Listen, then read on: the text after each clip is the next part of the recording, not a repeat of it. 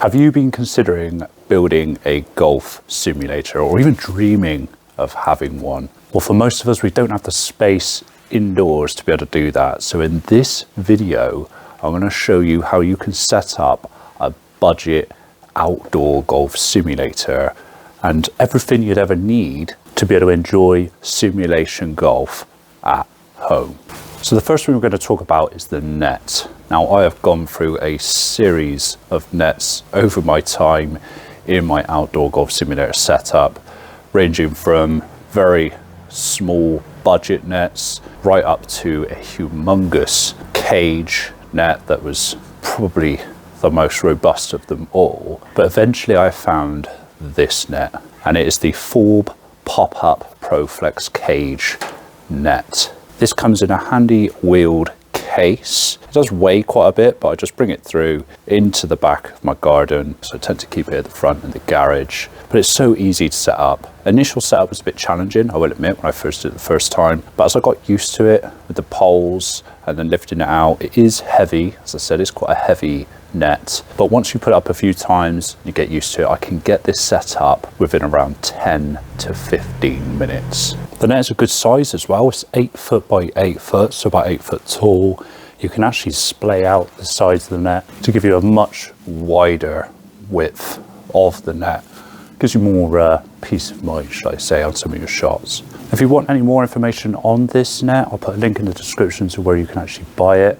And also go check out this video here where I do a full unboxing and review of this net. So the next thing we're going to talk about is the launch monitor itself. Now, I've gone with the Garmin R10 launch monitor, one of the OG original launch monitors on the market. If anything, this launch monitor set the pathway for a lot of the launch monitors you can now see on the market. There's so many out there, and I'd imagine there's going to be even more as the years go on. But personally, I bought the Garmin R10 when it was first released, and it's been fantastic. For a base level launch monitor at what is now quite a reasonable price, I think you could pick these up for around £400, Great British pounds, maybe even less if you could find one second hand somewhere. It's fantastic. For someone that's a mid to high handicapper, or if you just want a bit of fun, you're not well into your sort of data and you want all the really accuracy that you can get with some of the more expensive launch monitors out there, for a bit of fun,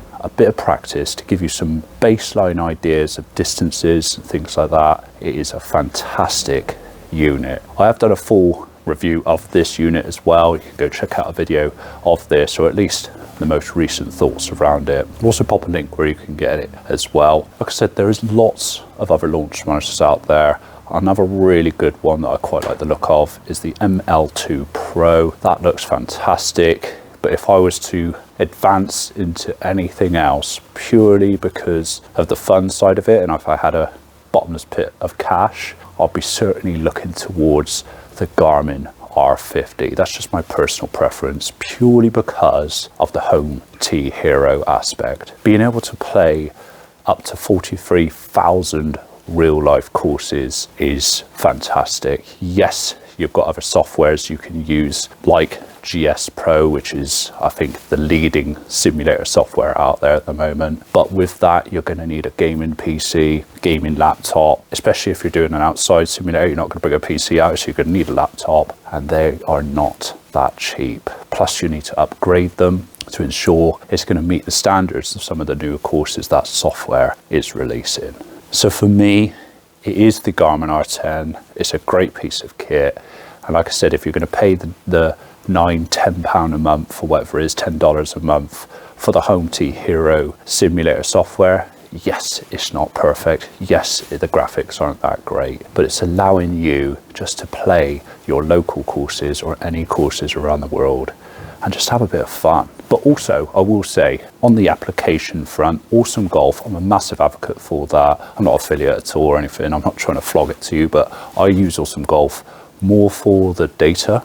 I feel like I get more accuracy from the Garmin R10 on the Awesome Golf software. And that is around about £15 a month through, you just download the app. It's through like an Android Play Store or Apple. I'm Android, but same concept. It's a great application.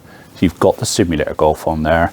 Yes, you don't have the 43,000 courses that you're offering through Home T Hero, but they are expanding their simulator courses constantly, and there's some great additions on there.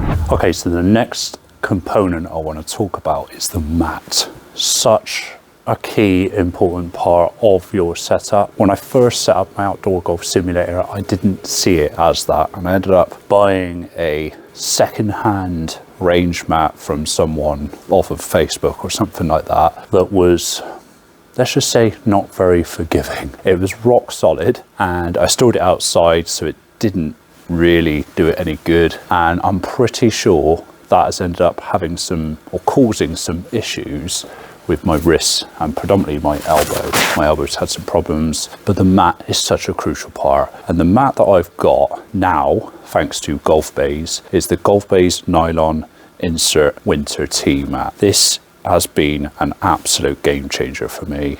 It's 1.5 by 1.5 meters square.